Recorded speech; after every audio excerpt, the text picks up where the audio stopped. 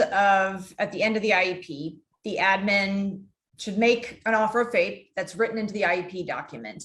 How can parents review that IEP and assess for FAPE? What do we need to look for? So at the end of the IEP, yeah, FAPE is discussed. And basically, I mean, the IEP as a whole is FAPE, right? So there's like two kind of prongs to FAPE. There's procedural and there's substantive. So the procedural stuff, if you're looking at if FAPE is being met, is just all the kind of almost like logistical, you know, did they provide a copy of parents' rights? Did they hold the IEP by the due date? Did they, you know, kind of dot all their I's and cross all their T's, if you will? Is everything kind of documented correctly in terms of the paperwork? Did they send prior written notice if those were required at any point within, you know, the year?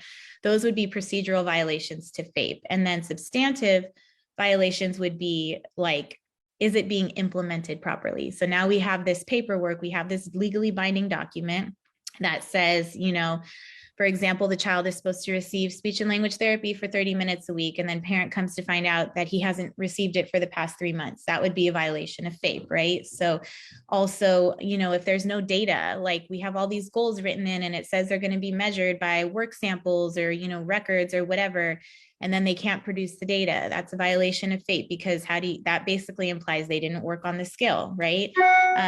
Violation of FAPE could be, it could go either way, that they're offering a too restrictive placement or they're offering a too less restrictive placement, right? So, and then parents can go back and say, that was a violation of FAPE. You should have known my child needed more support. Or you didn't allow him enough time with gen ed based on, you know, his abilities and where he's at. So there's, I mean, FAPE can be violated in any which way. So you can agree, because again, we had a lot of questions about this from parents. You can agree to that IEP, everyone signs on.